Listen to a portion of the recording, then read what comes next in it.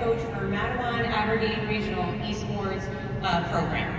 Today, I'm really excited to be talking to you about harnessing the power of esports.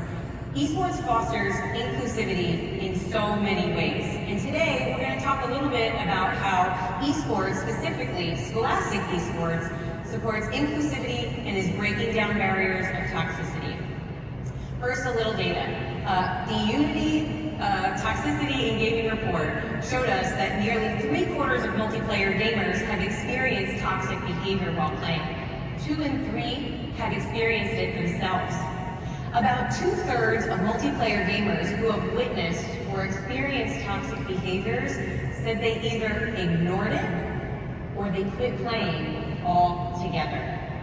More specifically, women are more likely than men to experience online behavior, toxic behavior, and when they do, they're likely or very likely to quit playing altogether. And this creates a tremendous barrier for our players. This creates a tremendous barrier in competitive esports. Our first steps in breaking down these barriers is the Victoria League. The Victoria League is an additional gaming experience open to girls, marginalized genders, and non-binary persons as a safe space to engage in competitive esports. We had 7 schools participate.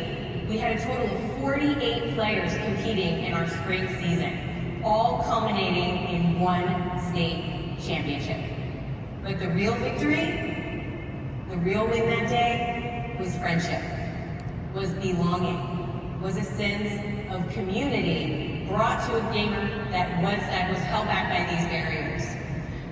Esports offers so many opportunities, and this was our first Garden State Esports Victoria League State Championship.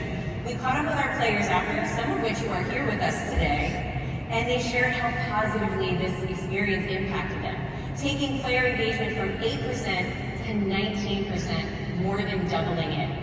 Players sharing heartfelt stories and saying things like, esports means to me meeting people and getting to bond about games.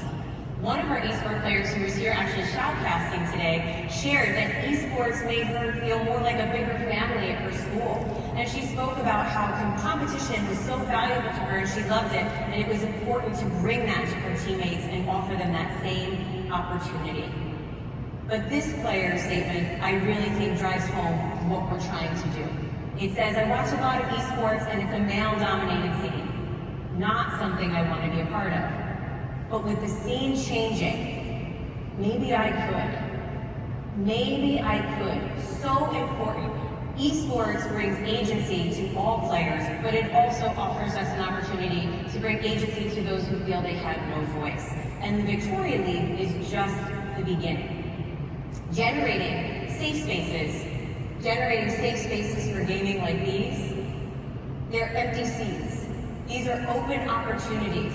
And when we create open opportunities, we get to fill them with players and offer them big, bright futures. And an endless amount of career opportunities. Esports, scholastic esports, to be more specific, brings to schools agency, it brings accessibility, it brings LGBTQ representation, and career pathways. Esports is a direct pipeline to more STEM careers than I could list on a slide. So I'm just listing today just the esports specific career opportunities. By having an esports team in your school, you offer students an endless amount of opportunities for careers. Harnessing the power of esports means everyone gets a seat at the table, and it means every voice gets heard. So the real question is, are you ready to harness the power of esports? Thank you.